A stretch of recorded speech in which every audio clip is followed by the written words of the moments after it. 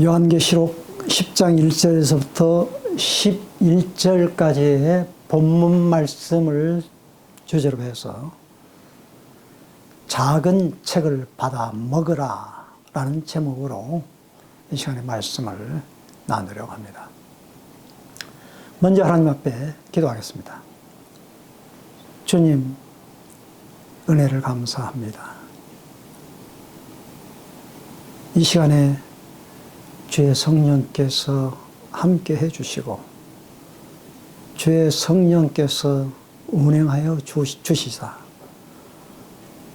꼭 하나님의 필요한 말씀만이 증거되어지도록 도와주시옵소서. 예수님의 이름으로 감사하고 간절히 기도 올려옵나이다. 아멘. 요한계시록의 말씀은 그 중간중간에 흔히들 말하는 그 삽입장이라고 이렇게 말합니다. 그리고 한 내용을 이야기를 하다가 중간중간에 그 끼어드는 것 같은 그러한 내용이라고 그렇게 말들을 합니다. 그러나 흔히들 말하고 있는 사람들, 이 중간중간에 삽입된 내용, 그것이 아닙니다. 오늘 이 요한이 말하고자 하는 그러한 또 요한이 받은 그 환상의 중요한 내용이 바로 이러한 내용인 것입니다. 그래서 오늘 우리가 요한계시록을 이해하는 데 있어서 가장 큰 그 줄거리의 내용을 우리가 알아야 되는데, 일곱 교회 시대가 지났습니다. 그리고 4장에서 하늘 보좌 예배에서 드리는 그 광경을 요한은 직접 하늘에 올라가서 그 광경을 목격했던 것입니다. 그리고 그 하늘 보좌의 중심에 된 그 중심의 역할을 하고 있는 어린 양 대신 예수 그리스도께서 그 보좌 위에 앉아 계신 분에게 하나님의 그 말씀인 두루마기 감추어져 있는, 그리고 봉인되어져 있는 그 두루마기를 취하면서 이제 사건과 그리고 앞으로 되어질 모든 일들이 하나씩 하나씩 진행되어지는 그러한 장면을 우리는 5장에서 찾아볼 수가 있고, 그리고 6장과 그 8장에서 계속해서 이루어지는 인을 떼는 그 장면 속에서 그 7장의 내용을 놓치지 말라라는 것입니다. 그러니까 나팔, 대접, 이것은 하나의 재앙이요, 하나의 심판이라는 것입니다. 그러나 그 중간에 담겨져 있는 그 비밀들을 우리는 그 사실들이 그게 더 중요하다는 것입니다. 그래서 뭡니까? 그 6장 말미에서 뭐라고 말을 하죠? 모든 사람들이 그 재앙의 심판에 피하여서 굴 속으로, 산 속으로 숨어 들어가면서 뭐라고 하십니까? 우리를 어린 양의 진노로부터 숨겨다오. 누가 그 어린 양의 진노로부터 피하겠느냐? 그 재앙을 누가 피하겠느냐? 했을 때 마지막 7인이 되기 전에 그 7장의 내용을 붙잡으라는 것입니다. 아무도 막을 수 없는 하나님의 심판과 재앙 속에서도 하나님의 입맞은 자가 있다라는 것입니다. 그리고 어린 양의 피로 흰옷을 입은 성도들이 있다라는 것입니다. 우리는 그래서 그 말씀 속에서 우리는 참된 위로와 참된 희망을 가지고 우리는 하나님 앞에 나아갈 수가 있고 험난한 이 세상을 헤쳐나갈 수 있다라는 것입니다. 그리고 오늘 읽은 이 10장에서 그 전에 9장까지 읽어보면은 화가 있다. 이 세 가지 화 가운데 두 가지 화가 9장에서 설명해 주고 있습니다. 그것은 곧 메뚜기 떼들이 일어나는 그러한 그 재앙, 그리고 인구의 3문제, 인류의 3문제 1이 파멸되어지는 기근과 전쟁과 전염병으로 인하여서 온 인류가 불과 유황과 영지 속에서 죽을 수밖에 없는, 그리고 또한 살아있는 자들까지라도 하나님의 말씀을 저버리고 우상에 빠져버릴 수밖에 없는 그러한 현실 속에서 이제 마지막 화까지 임하게 되면 어떻게 되겠습니까? 그래서 바로 오늘 이 10장이 말씀이 필요하다라는 것입니다. 오늘 이 10장에서 말하고자 하는 그런 하나님의 말씀의 의도가 무엇입니까? 하늘에서 내려온 또 다른 큰 천사가 펼쳐져 있는 작은 두루마리를 가지고 있었다라는 것입니다. 오늘 그 광경의 모습은 여기 1절에 보면은 다 자세하게 나왔지 않습니까? 구름을 입고, 그리고 머리 위에는 무지개가 둘러 있었고, 얼굴은 해처럼 빛났으며 다리는 불기둥 같았습니다. 그의 손에는 작은 책 한 권이 펼쳐져 있는데, 그는 오른발로 바다를, 왼발로 육지를 디디고 서서 사자가 포효하듯이 큰 소리로 외쳐댔습니다. 오늘 그래서 이 하늘에서 내려온 다른 큰 천사가 누구냐라고 이렇게 의문을 가지고 그 하늘에서 내려온 큰 천사가 누구인가에 대해서 많은 연구와 또 많은 주석가들이 해석을 내놓았습니다. 예수님이다, 뭐 다 그냥 천사다, 그렇게 옥신각신들 합니다. 자, 그런데 이 예수님께서 어떻게 천사의 모습으로 내려오겠습니까? 요한계시록의 그 가장 중심된 내용은 끊임없이 흐르고 있는 그러한 그 주제의 내용은 예수님은 바로 어린 양으로서 모습으로서 보여지고 있다라는 것입니다. 어린 양이 흰 두루마리, 어린 양이 그 하나님의 보좌 위에서 두루마리를 취했다라는 것입니다. 그리고 어린 양께서 하나씩 하나씩 그 7인을 떼는 그 주체로서 이야기하고 있는 것인데, 또 어떻게 또 다른 그 천사의 모습으로 나타날 수 있겠느냐라는 것입니다. 그래서 이것은 하나의 큰 다른 천사, 뭐 미가엘 천사도 있을 것이고, 우리가 그대로 이 말씀을 우리는 제대로 해석을 해야 될 것입니다. 중요한 것은 뭐냐? 예수님께서 어린 양 대신 그분께서 이를 다 이제 해체를 했습니다.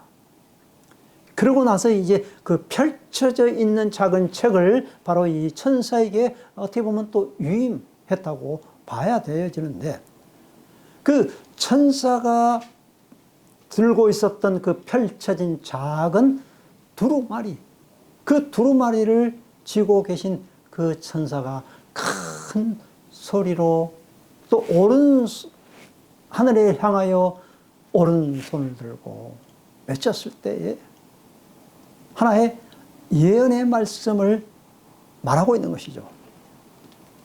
제가 뭐라고 말하고 있습니까? 천사가 오른손을 하늘을 향해 들더니 하늘과 그 안에 모든 것을 창조하신 바다와 그 안에 모든 것을 창조하신 영원 무궁히 살아계신 그분을 두고 맹세하여 말했습니다. 이제 때가 되어 곧 7번째 천사가 나팔을 불면 하나님의 신비가 그분이 그동안 그분의 종들과 예언자들에게 계시하셨던 모든 계획이 다 완성될 것이라 라고 이렇게 말씀을 하고 있는 것입니다. 오늘 우리가 첫 번째로 은혜를 나누고자 하는 그 말씀은 바로 이제 때가 되어 7 천사가 나팔을 불면 하나님의 신비가 다 성취되어진다라는 것입니다. 그러니까 7 나팔을 부르기 전에 우리는 어떻게 이 세상을 살아야 되고 어떻게 이 환난 속에서 하나님의 말씀을 붙잡고 살아가야 될 것인가 라는 것을 말해주고 있다는 것입니다. 구약에서부터 내려왔던 그러한 모든 예언과 선지자와 하나님의 말씀을 우리는 기억하면서 우리는 하나님 말씀을 붙잡고 살아가야 된다는 것입니다. 에스겔 선지자는 얼마나 많은 고통과 비탄 속에서 그 이스라엘 백성들을 보면서 하나님의 말씀을 떠나서 그리고 그들이 방황하면서 살면서 그렇게 소중하게 여겼던 그러한 성전만을 바라보면서 살았는데 그 성전이 다 무너져버리고 바빌론에게 모든 백성들이 또한 뛰어난 선지자들 또한 임금까지 다 포로로 붙잡혀 가게 되어지는 그러한 상황을 목격하면서 하나님의 음성을 들으면서 환상의 내용을 기록한 것이 바로 이 에스겔서 2장 3장에 대한 그러한 내용인 것입니다. 하나님의 말씀을 아무리 외쳐대도 그들은 돌아오지 않는다. 그래서 계속해서 또 말하고 하나님의 환상을 보여주는 가운데 그들에게 외쳐댔지만 그들은 돌아올 기미가 없었던 것입니다. 오늘 우리가 하나님의 말씀을 듣는데 얼마나 우리의 마음에 귀가 열려져 있습니까?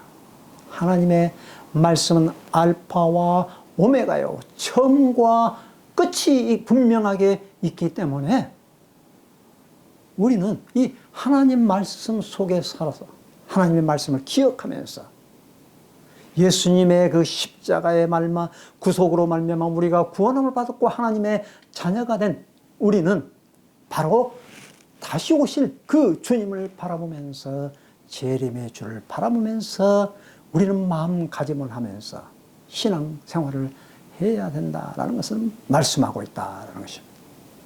그 때가 오기 전에 7번째 천사가 나팔을 불기 전에 하나님의 신비가 이루어진다라는 것을 말씀하고 있다는 것입니다. 자, 그 다음에 두 번째로 저희들이 은혜 받고자 하는 내용이 있습니다.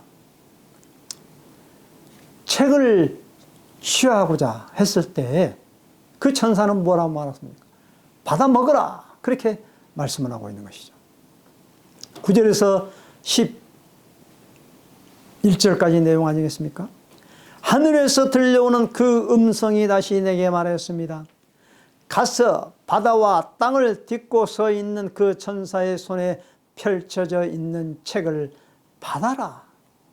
나는 그 천사에게 올라가서 말했습니다. 내게 그 작은 책을 주십시오. 그가 말했습니다. 이것을 받아 먹으라. 이것은 꿀처럼 달겠으나 너의 배에서는 쓸 것이다. 나는 그 작은 책을 천사의 손에서 받았는데 그것은 입에서는 꿀처럼 달았지만 삼키자 배가 쓰라렸습니다. 그때 뭐라고 말씀하고 있는 것입니까? 너는 가서 많은 백성과 나라와 언어와 왕들을 향하여 다시 예언하여야만 하리라. 나는 그 음성을 듣게 되어졌다라는 것입니다. 펼쳐져 있는 작은 책 두루마리, 그 하나님의 말씀을 받아 먹으라라는 것입니다. 우리 인간은 하나님을 떠나서는 살 수가 없습니다. 우리 인간은 육신은 땅에 서 있기 때문에 땅의 음식을 먹고 살아야만 우리의 육이 존재하듯이 우리의 영혼은 하나님의 형상으로 하나님의 영으로 우리는 그 음식을 먹고 영의 양식을 먹고 살아야 한다라는 것을 말하고 있는 것이죠. 그래서 예수님께서도 내 살은 참된 양식이요 내 피는 참된 음료로다, 그렇게 말씀을 하고 있습니다. 하나님의 말씀을 우리는 섭취하지 아니하고서는 이 세상에서 살아간다는 것은 똑같이 안 믿는 사람들하고 똑같이 살아갈 수밖에 없는 것입니다. 그래서 이 하나님의 말씀, 이 성경 말씀을 우리는 매일매일마다 우리는 읽어 묵상해야 된다는 것입니다. 히브리 말로 이 묵상하다라는 말이 하가라는 것 뜻이 있습니다. 이 하가라는 그 히브리 말의 뜻은 두 가지 의미가 담겨져 있다고 합니다. 배고픈 그 짐승이 그 음식을 먹을 때 개걸스럽게 먹는 그러한 그 모습이고, 또 하나는 곱씹는다, 되새김질한다. 하나님의 말씀을 묵상하는 데 있어서 그 말씀을 곱게 되씹는 것입니다. 한번 그냥 훅 지나쳐버리는 그러한 것이 아니다라는 것입니다. 그래서 이 하가라는 이 히브리 뜻은 명상하고 다르다라는 것입니다. 오늘날 안 믿는 사람들도 명상을 합니다. 요가를 하면서도 명상을 하죠. 또 다른 종교에서도 명상을 하죠. 그러나 우리 기독교인들은, 그리스도인들은 하나님의 말씀을 바로 이와 같이 하가, 굶주린 마음으로 목마른 사슴이 갈급한 영으로 그 시냇물을 찾듯이, 그리고 또한 하나님의 말씀을 계속해서 되씹는 것입니다. 그래서 이 말씀이 우리의 삶 속에서 깊이 뿌리가 내려져야 된다는 것입니다. 하나님의 말씀을 읽다가 이것은 내 마음에 안 드니까 이건 그냥 지나쳐버려, 그게 아니죠. 이단들의 특성은 뭡니까? 자기네 입맛에 맞게 하나님의 말씀을 섭취하는 것입니다. 이 말씀을 읽다가 이거 나하고는 도저히 안 맞으니까 이건 하나님의 말씀이 아니야, 그렇게 지나쳐버리는 것이죠. 그게 아닌 것입니다. 그렇기 때문에 하나님의 말씀을 우리가 곱게 되씹으면은 우리의 삶 속에서 그게 뿌리가 내리려면은 그것이 배에서는 쓸 수가 있다라는 것입니다. 순종하기가 그렇게 힘이 된다라는 겁니다. 하나님의 말씀대로 산다는 것은 어떻게 보면 생명을 내걸고 이 하나님의 말씀을 우리는 수호하고 지켜야 되는 것입니다. 주일 성수라고 그랬지 않습니까? 그보다도 중요하게 하나님의 말씀을 우리는 끝까지 지키고 사수하는 마음, 그것이 오늘 우리의 삶 속에서 꼭 마지막 때를 살아가는 우리 성도들에게는 필요하다라는 것입니다. 하나님의 말씀을 또한 지키고 그 말씀을 가지고 내가 삶 속에서 그것을 증거할 때 도저히 말이 떨어지지 아니할 때가 있습니다. 그러나 에스겔 선지자 2장 3장에 보면 그들이 듣든지 아니 듣든지 말하라, 하나님의 말씀을 말하라, 회개하라, 돌아오지 아니하면 죽는다, 재앙이 곧 닥쳐온다, 다시 예수님께서 다시 재림하신다라는 그 말씀을 꾸준하게 외치라고 그렇게 말씀하고 있는 것입니다. 그래서 하나님의 말씀은 우리에게 그 계시의 말씀을 받아들이는데 이해할 때는 너무나도 기쁩니다. 그러나 그 말씀이 내 삶 속에서 이루어져 나갈 때는 그것이 쓸 수 있다라는 것을 말하고 있는 것입니다. 왜? 심판의 말씀, 경고의 말씀이 그 속에 담겨져 있다라는 것이죠. 마지막으로 세 번째입니다. 그 제일 마지막 절에 너는 가서 많은 백성과 나라와 언어와 왕들을 향해 다시 예언해야만 한다. 다시 예언해야만 한다 라는 것입니다. 그 환상 중에 어마어마한 하나님의 음성과 환상과 그 계시의 내용을 받았던 요한은 자기 혼자만 그 말씀을 간직하고 있는 것이 아닙니다. 다시 예언해야 하리라. 오늘 우리의 삶 속에서, 마지막 삶 속에서 이 말씀을 우리는 꼭 지켜야 된다. 한마디로 말하면 트라우마를 가지고 있었습니다. 복음을 전하다가, 말씀을 전하다가 지금 유배지에 와 있습니다. 동굴에 갇혀 있습니다. 또 한 번 이제 나가서 복음을 외치다가 붙잡히면 이제는 목숨이 달아날 수밖에 없습니다. 그럼에도 불구하고 요한은 다시 예언해야 하리라 라는 그 음성을 붙잡고 요한은 다시 풀려나서 그 교회를 향하여서 복음을 외쳤던 그러한 광경들을 우리는 역사 속에서 찾아볼 수 있는 것입니다. 그래서 오늘 우리가 꼭 알아야 되고 중요한 그 말씀은 바로 이 증인된 삶이다라는 것입니다. 증인은 마투어라고 합니다. 순교자적인 그러한 삶이 그 속에 담겨져 있다라는 것입니다. 우리는 증인입니다. 그것은 곧 하나님의 말씀을 증거하는 데 있어서 우리의 생명을 내걸고 복음을 증거해야 할 사명이 오늘 우리에게 있다라는 것입니다. 예수님을 믿으면 복 받는다, 물질의 축복, 그것이 다가 아니다라는 것입니다. 중요한 것은 무엇이냐?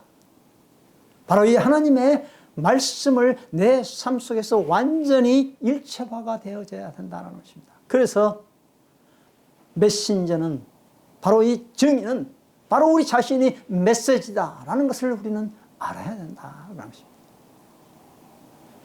강단에서 말씀만 붙잡고 외치는 것이 아니라 밖의 삶 속에서도 그 말씀의 삶이 되어져야 된다는 것입니다. 내가 걸어갈 때 나는 메신저고 나는 메시지이다. 안 믿는 사람들이 나를 볼 때 해도 저 사람 메시지로구나. 무언가 그 속에 말씀이 담겨져 있고 메시지가 담겨져 있다는 것을 느끼는 것입니다. 그것이 바로 삶 속으로 이루어지는 그러한 참된 순교자적인 그러한 증인된 모습이 아니겠습니까? 오늘날 우리 교회는 너무 지금 편안한 시대를 지금 살고 있습니다.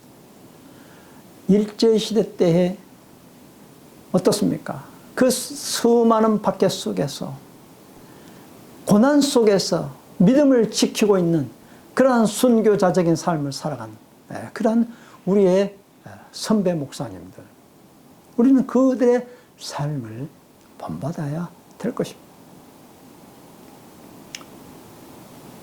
그러나 1938년도에 우리 한국의 새 예루살렘 성이라고 하는 평양에서 장로교회 목사님들이 그 신사참배에 절을 함으로 인하여서 1938년도에 38선이라는 그러한 벽이 쳐짐으로 말미암아 북한 땅에는 지금 어마어마한 교회가 다 거의 메말라버리는 그런 상태에 되어 있지 않습니까?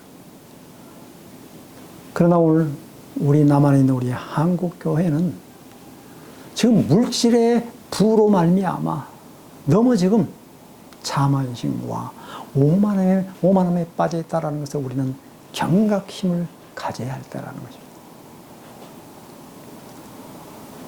오늘날 우리가 너무 자만하고 너무 교만에 빠져 있으면은, 그 물질의 부에 취해 있으면은 어느 한순간에 조그만 그 환란이 오거나 조그만 핍박이 오면 그냥 우수수수 다 떨어질 수밖에 없는 것입니다. 그래서 오늘 우리에게 종말론적인 그러한 삶이 필요하다는 것입니다. 우리 모두에게는 개인적인 종말이 있고 대우주적인 그러한 종말이 있는 것입니다. 우리 모두에게 개인적인 다 종말이 있는데, 그것은 곧 오늘 하루의 이 삶이 나의 삶의 최고의 가치를 두면서 살아가는 것입니다. 언제든지 주님 오시면은 바로 주님을 맞이할 수 있는 그러한 자세가 바로 마태복음 25장에 예수님께서 우리에게 요구하고 있는 깨어있는 그러한 신부의 자세가 아니겠습니까? 항상 우리의 마음속에 그 기다리는 마음, 사모하는 마음, 재림의 주를 기다리는 마음, 이것이 곧 우리의 삶을 일깨우게 하고 우리의 삶을 더 경각심에 빠지게 하고 우리의 등불을 밝히게 하는 것입니다. 성령의 기름을 늘 채우는 것입니다. 다시 예언하여야 하리라. 증인된 삶인 것입니다. 순교자적인 그러한 삶을 사는 것입니다. 그냥 되는 대로 나만 행복하고 나만 잘 살고 그냥 하나의 교회 공동체 그 속에 들어가서 만나고 친교하고 헤어지고 그런 것이 아닙니다. 하나님의 말씀을 붙잡는 그 말씀을 내가 그 삶 속에 뛰어들고 그 말씀이 내 안에 하나가 되어졌을 때 우리는 바로 나 자신이 메신저요, 나 자신이 메시지가 되어져서 주님 기다리는 아름다운 순결한 신부의 자세로서 살아갈 때 마지막 그 재앙에서도 우리는 큰 두려움 없이도 기쁨으로 살아갈 수가 있는 것입니다. 결론적으로 말을 맺고자 합니다. 주님 가르쳐 주신 그러한 기도에 하늘에서 뜻이 이루어진 것처럼 땅에서도 이루어지이다. 그래서 신천지에서는 그 하늘에서 뜻이 이루어진 것처럼 땅에서 이루어진다 해가지고 자기들이 지금 그 현재 그 살고 있는 그곳을 다 이제 그게 바로 새하늘과 새 땅이다라는 것을 말하고 있습니다. 그들은 주장하고 있습니다. 그래서 12지파, 각 나라, 세계의 모든 그런 것들을 다 자기들이 이제 주장하는 것처럼 그렇게 말하고 있습니다. 그 뜻은 무엇입니까? 하늘에서 뜻이 이루어진 것처럼 이 땅에서도 이루어지다. 내가 지금 밟고 있는 이 땅, 그 하나님의 나라가 내 안에, 내 가정 안에, 지금 내가 살고 있는 이곳에 이루어지는 것을 말하고 있는 것입니다. 하나님의 나라는 여기 있다 저기 있다는 것이라 내 마음 안에 있느니라. 하나님의 나라는 먹고 마시는 것이 아니라 성령 안에서 의와 평강과 희락이라. 바로 하나님의 말씀을 내가 먹었을 때 하나님의 말씀이 내 안의 삶 속에서 완전히 일치가 되어졌을 때 그것이 바로 하나님의 나라가 이루어지는 것을 말한다라는 것입니다.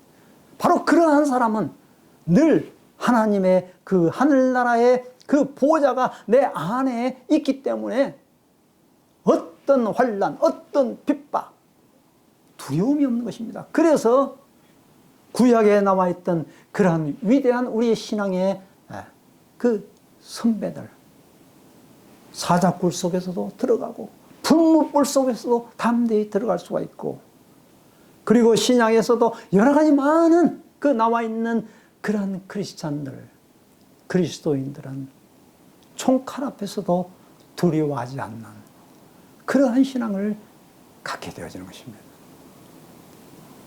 마지막 종말을 우리가 살아가고 있는 이때에 우리는 경각심을 가져야 할 때입니다.